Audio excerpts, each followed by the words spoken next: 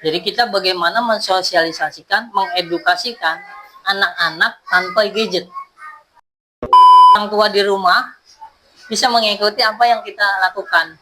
Dan itu sebenarnya ilmu yang sangat luar biasa untuk Bapak Ibu orang tua. Dan perlu diingat bahwa edukasi itu sebenarnya mulanya dari orang tuanya. Balai Buku Jakarta, banyak buku, banyak saudara. Nah, di samping saya nih ya, tiba-tiba muncul seseorang yang sangat ganteng ini, namanya Bang Ayendar. Salah satu founder dari literasi, apa namanya Bang? Balai Buku Jakarta. Baik. Berpesan bahwa buku itu benda mati. Buku itu adalah benda mati. Tetapi ketika kita baca, dia akan bernyawa. Artinya, ayo kita baca buku, biar buku ini tidak hanya simbolis dipajang di rak-rak ini, kita baca biar buku ini bernyawa dengan sesuai judulnya. Yaitu Bang Opang. Mantap. Di Indonesia ini tingkat literasi ini nomor 2 paling bawah. Sedih ya.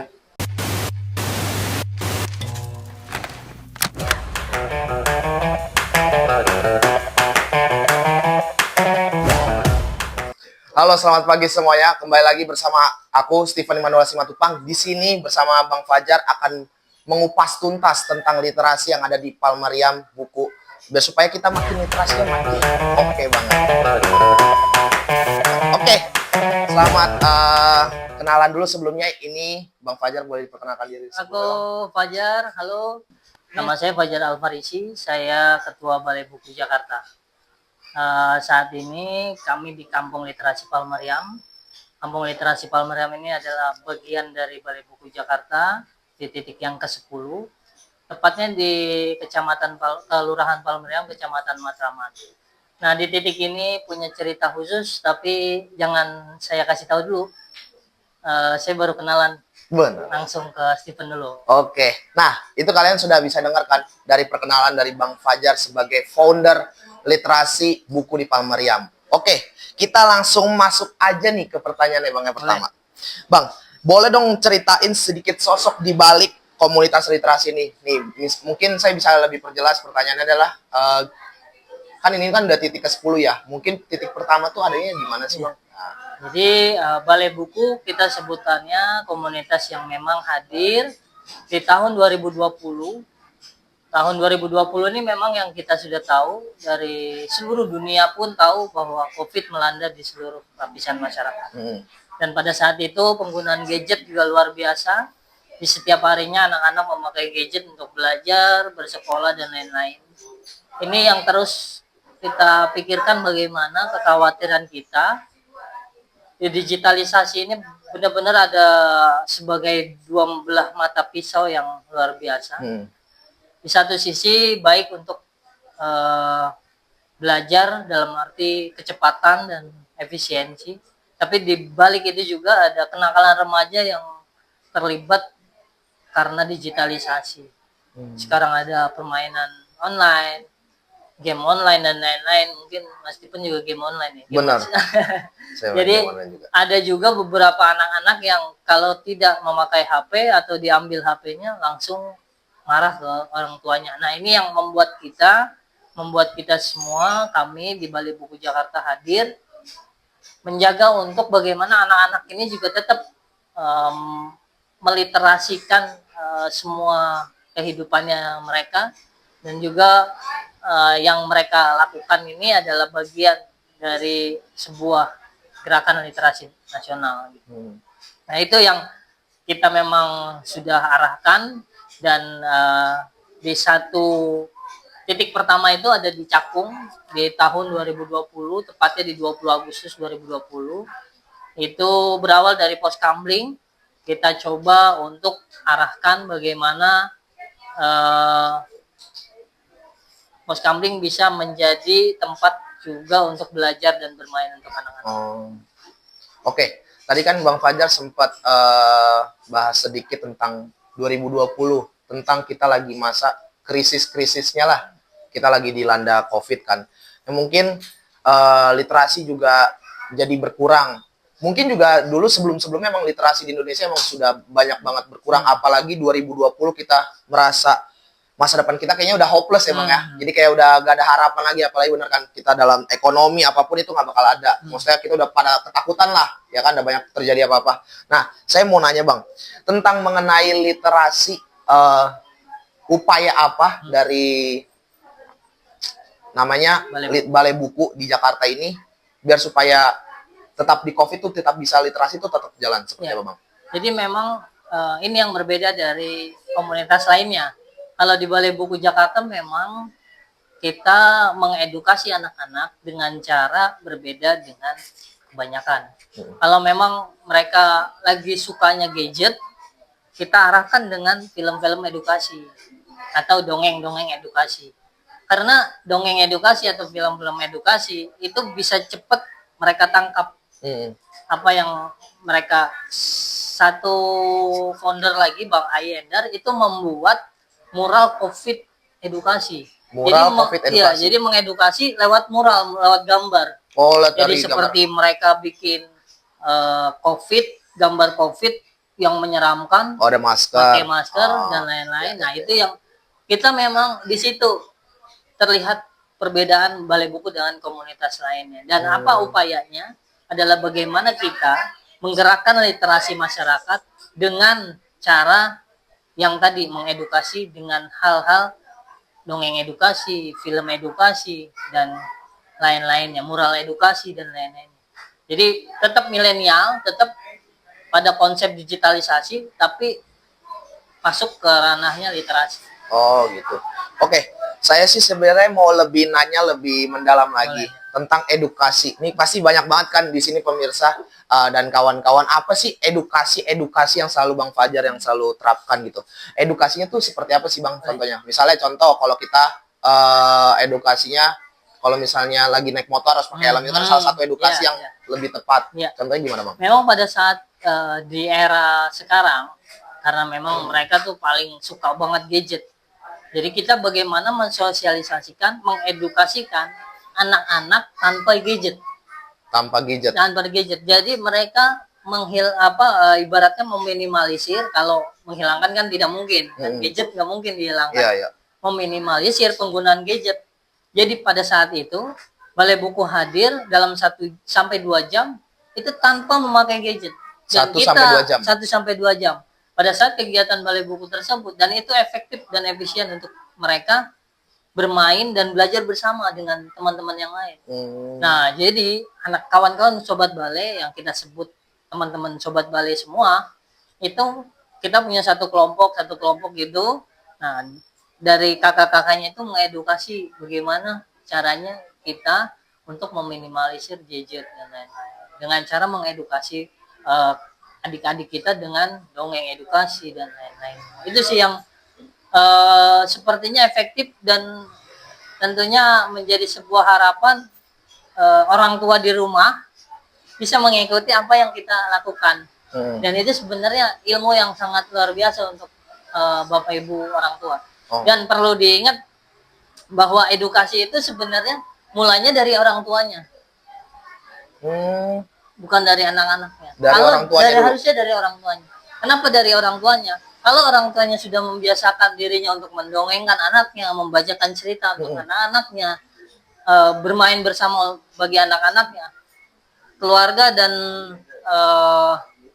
anak-anak tersebut jadi ikut larut dalam apa yang sudah dilakukan oleh orang tuanya. Itu sih paling. Nah, kita di sini kan tadi Abang bilang sobat apa? Balai. Sobat Balai. Itu benar nama di sini di kampung literasi. Iya. Nah, sepanjang Bang Fajar bilang nih, itu dalam COVID ini masih kita tentang 2020 COVID ya. Itu berapa persen ya, Bang? Jadi kayak misalnya di sini efektivitasnya itu berapa persen? Ya. Kalau boleh tahu. Jadi memang sobat balai ini terdiri dari beberapa orang kawan-kawan yang memang peduli akan literasi. Ya, boleh dibilang kalau dalam satu wilayah itu paling tidak 2 sampai 5 orang, itu sudah sangat bagus. Nah, jadi dalam satu kelompok atau wilayah 2 sampai 5 orang pengurus sobat balai yang ada itu akan bisa berdampak keseluruhan. Dan kita juga sama-sama tahu bahwa kalau dalam satu wilayah ada 5 orang, dikali dengan 13 titik atau 10 titik itu sudah sampai 30 orang. Dan itu mudah-mudahan bukan hanya mereka peduli terhadap literasi, tetapi bisa berdampak ke lingkungan sekitar dan juga bisa ikut meramaikan dan menggelorakan literasi di wilayahnya masing-masing. Dan kita nggak perlu banyak, Ya. 5 atau 10 orang. Kalau memang bisa berdampak, Bersatu. itu akan luar biasa. Ya, benar. Oke. Mungkin itu saja yang bisa saya sampaikan oleh dari Bang Fajar ya. Nah, kita akan panggilkan satu lagi nih. Boleh. Ada founder yang bernama Balai Buku, Balai Buku yang bernama Bang Ayi Endar. Mbak Aye Hendar. Nah, jadi thank you banget Bang Fajar yang sudah menyampaikan Terima literasi kasih. biar supaya kita juga bukan baca buku aja tapi kita bisa menerapkan kepada dunia luar Terima gitu loh. kasih atas kunjungannya. Mudah-mudahan podcast ini bisa menginspirasi Bakal inspirasi loh. teman-teman Asli. semua, dan kolaborasi ini akan terus berjalan, literasi akan terus bangkit, membumikan literasi dari sejak dini. Balai Buku Jakarta, banyak buku, banyak saudara. Tuh guys, kata Bang Fajar adalah banyak buku, banyak saudara. Nah, thank you Bang Fajar ya. Kita bakal panggilin Bang Hendar. Nah, di samping saya nih ya, tiba-tiba muncul seseorang yang sangat ganteng ini, namanya Bang Hendar. Siap. Salah satu founder dari literasi, apa namanya Bang? Balai Buku Jakarta. Balai Buku Jakarta. Bayangin. Nah, ini biar supaya tadi tuh dari Bang Fajar dia sudah mengetahui literasi itu sangat-sangatlah penting ya teman-teman. Mungkin saya aja suka, mungkin sekarang udah lebih suka dari online kali Bang ya. Siap. Dari online kan sekarang ada dari manapun, dari Google, bisa literasi itu bisa macam-macam ya Bang ya. Oke, pertanyaannya ini agak sedikit berbeda Bang. Kalau tadi ke Bang Fajar itu tentang kasus yang COVID dulu, gimana cara penanganannya? Kalau sekarang nih Bang, di masa sekarang, masa kini, 2025, gimana Bang? Atasi literasi yang masih kurang gitu. Oke. Selamat siang semuanya. Salam Siang. literasi buat semua. Oke. Ya. Keren banget. Terima kasih sudah diundang. Kita sudah bisa berkolaborasi gitu ya. Kita bisa merajut silaturahmi. Oke. Terima kasih juga atas kunjungannya di Palmeriam ini, Balai Buku titik ke-9. Jadi, balik lagi kayak tadi, upaya, kalau tadi kan Bang Fajar itu di 2020 tentang Pas masa COVID COVID-nya, jadi upayanya. Kalau sekarang di 2025, masih bisa dikatakan literasi di Indonesia itu masih sangat-sangat minim kan Bang? Siap. Gimana Bang? Oke, jadi salah satu upaya dari Balai Buku Jakarta, komunitas kami, untuk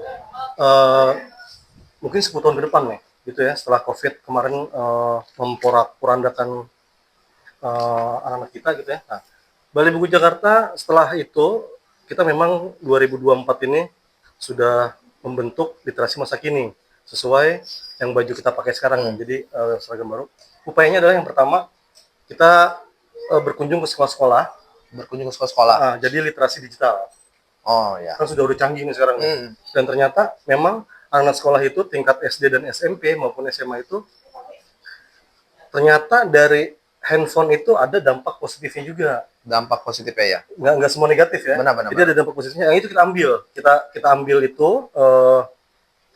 manfaat itu kita ambil dengan cara kita ajarkan, kita edukasi dengan literasi digital, dengan cara kita pelatihan Canva, CapCut, dengan dia mempromosikan atau mengiklankan bahwa betapa pentingnya literasi saat ini. Ternyata literasi itu ternyata tidak hanya membaca dan menulis saja. Ternyata banyak, ada literasi edukasi, literasi keuangan, literasi sains, banyak. Setelah kita korek itu banyak.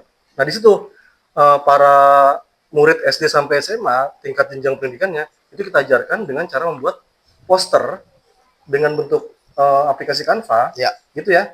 Jadi mereka kita kasih clue-nya, kita kasih template-nya dengan cara mengajak, ayo bahwa membaca itu sangat penting dengan berbentuk poster di Canva. Setelah kita berikan materinya, ternyata dari SD sampai SMA itu luar biasa kreasinya, bagus-bagus hasilnya, fontasinya segala macam, warna perpaduan segala macam. Nah, hasil dari itu pelatihan itu dikumpulkan kita bikin Google Drive, kita posting di medsos kita. Ternyata dampaknya luar biasa juga. Medsosnya kalau boleh tahu apa tuh Bang? Balai buku JKT tanpa spasi. Tuh, Wes, balai keren. buku JKT tanpa spasi. Silakan di Nah, spill dintip-intip benar. kegiatan kita gitu ya. Di situ banyak kegiatan. Nah, itu salah satu tuh. Yang kedua, kita sudah kunjungan ke sekolah dengan literasi digital saat ini, komunikasi literasi masa kini. Yang kedua, kita bikin festival literasi. Oh, ada festivalnya juga, Bang? Iya, Festlit. Kemarin kita Festlit. sudah pernah kolaborasi dengan di tim Taman Wisma Merjuki, lantai dasar. Di situ ada 12 komunitas kita undang dan ternyata luar biasa.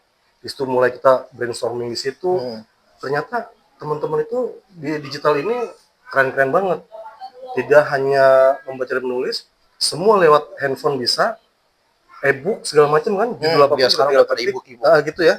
Jadi kita festival literasi, di situ kita buka lapak buku, bekerja sama dengan balai pustaka juga. Tapi tidak menjual.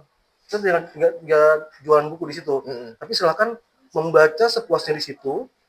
Kita ambil video-video kecil gitu ya. Nanti setelah mereka baca, kita kasih buku satu-satu ini dipinjamkan anak-anak SD sampai SMA. Nanti random kita ambil 10, kita panggil anaknya. Nah, setelah kamu baca apa isi buku ini? Rangkuman, artikel-artikel ini. Nah, dengan cara itu mereka jadi tahu, cuma nggak mau ngebaca doang dia.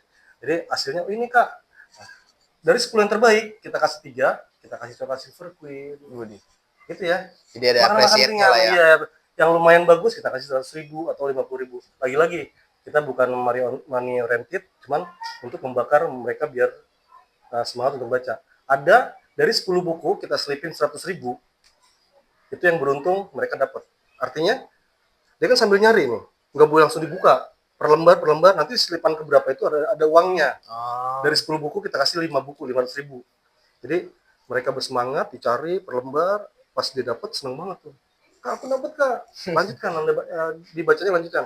Setelah selesai kita waktu 30 menit, kita panggil orangnya, anaknya kita panggil, dia sudah referensi buku apa yang kalian baca, diceritain sama dia. Ini Kak, ternyata ini. Nah dari situ komunitas lain melihat, Kak boleh nggak Kak kita duplikasi? Silakan. Hal-hal positif silakan duplikasi sebanyak-banyaknya. Benar. Jadi yang kedua itu yang kita sudah lakukan, kita kunjungan ke sekolah dengan literasi digital. Yang kedua kita mengadakan festival literasi dengan pesta buku gitu ya. Kita lapak, mereka baca silakan, kita ambil 10. Seperti itu Bang Opang. Mantap banget emang penjelasan dari Bang Ayendar. Nah, tapi gini Bang, mungkin aku bisa sedikit kesimpulan ya Bang ya. Tadi kalau Abang bilang sekarang tuh bukan berupa dengan, ada contohnya gak sih Bang? Sebentar. Apa nih? Ini ada contohnya, mungkin ini ada buku bukan seperti ini aja guys. Kalau di 2025 apalagi zaman digital sekarang, itu udah bisa berupa literasinya pakai Canva tuh, dan kalian juga bisa pakai CapCut. Mungkin sekarang ada yang AI juga, makin AI itu kan makin marak-marak ya Bang ya. Jadi makin ya teknologi semakin berkembang lah ya. Dan ini Bang pertanyaan terakhir ya, pertanyaan terakhirnya dari Bang Opang, asik. Nah, ini kan pasti Abang punya namanya balai buku. Pasti kan ini kan selalu pengen bisa dibilang diwariskan lah Bang ya, lebih ke depan kan. Apa 5 tahun ke depan biar supaya gimana nih Bang progresnya gitu. Ternyata kata orang tua dulu, warisan itu sebenarnya itu ya anak kita. Bukan harta, bukan dan lain-lain gitu ya. Ternyata harta warisan kita itu sebenarnya anak kita nih, generasi ini. Nanti mungkin Bang Opang nikah gitu ya. Teman-teman nikah punya anak, itu warisan asli kita itu. Nah, jadi kita selalu berpesan kepada teman-teman, kepada sobat balai, kepada sobat cilik kita ada juga sobat cilik juga, sekitar ada 150 orang. Kita selalu berpesan bahwa buku itu benda mati. Buku itu adalah benda mati. Tetapi ketika kita baca, dia akan bernyawa. Artinya, ayo kita baca buku, biar buku ini tidak hanya simbolis dipajang di rak-rak ini, kita baca biar buku ini bernyawa dengan sesuai judulnya. Gitu Bang Opang. Mantap. Ternyata gini, gampang. Siapapun bisa membangun komunitas literasi atau perpustakaan. Siapapun bisa. Benar. Dengan kita pakai rak, dengan buku. Sudah terlihat perpustakaan nih. Tapi kalau di situ nggak ada nyawanya, Bang, tidak hidup buku itu Bang. Atau zero ya? Zero. Atau cuma sekedar datang, main-main, tapi buku itu dia disentuh, berdebu. Sayang banget. Percuma, perpustakaan itu nggak bernyawa. Tapi balai buku mengajak untuk buku itu benda mati, ya. Tapi ketika kita baca, dia akan bernyawa dan akan membawa kita nih untuk ke dunia lebih luas. Gitu, keren Wih, banget. mantap, mantap. Oke, and the last di Siap. kelas nih. Bang, terakhir pertanyaannya buat SDM khususnya di Indonesia. Oke. Abang gimana? Dan nanti terakhirnya buat pemerintah di Indonesia. Pemerintah Indonesia, Kedepannya gimana buat literasi? buat kedepannya gini, mudah-mudahan di luar sana gitu ya, para pujangga atau para seniman atau para pegiat literasi di luar sana, semua Indonesia, Balai Buku berpesan dengan Bang Opang bareng-bareng teman-teman gitu ya, yuk, bahwa di Indonesia ini tingkat literasi ini nomor 2 paling bawah. Sedih ya, Sedih banget. sedih banget. Jadi, sedih banget. Untuk giat gemar membacanya itu nomor 2 paling bawah di dunia. Nah, itu tidak cukup sampai situ. Yuk kita bareng-bareng, pasti perlu dukungan dari pemerintahan, dinas-dinas terkait, dinas perpustakaan, dinas pendidikan dan lain-lain. Itu kita perlu dukungan dari mereka, dari pemerintah, instansi pemerintah, bahwa ayo dukung kami untuk kita melaksanakan atau menggelorakan literasi dengan cara kasih kebebasan untuk kita untuk membuat sebanyak-banyaknya pojok baca atau perpustakaan di sudut kampung, tidak hanya di kota. Bahwa perpustakaan ini memang harusnya di sudut kampung biar mereka ini tahu bahwa di kampungnya ini ada perpustakaan, tidak harus ke Gramedia atau ke lain-lain, cukup mahal biayanya gitu ya. Untuk di kampung-kampung begini, tapi ruangan sekecil ini mudah-mudahan besar untuk dampaknya ke masyarakat sekitarnya. Jadi berpesan, yuk kita mulai hari ini, kita giat baca buku untuk generasi kita selanjutnya. Thank you Bang Opang. Wih, mantap banget. Kita beri tepuk tangan juga. Guys, itulah tadi kesan pesannya dari penjelasan dari Bang Aidar dan Bang Fajar. Itulah dari zaman COVID dan sekarang di 2025 yang sudah semakin maju, kita juga harus semakin giat baca buku. Buku. Dan kita mengimplementasikan kepada kehidupan kita sehari-hari. Dan thank you banget guys. Thank you banget kepada media interaksi yang sudah bisa mendukung namanya Balai Buku Jakarta. Oke, see you and bye-bye Opang. Thank you. Pamir undur diri. Bye. One is the loneliest number that you'll ever do. Two can be as bad as one. It's the loneliest number since the number one.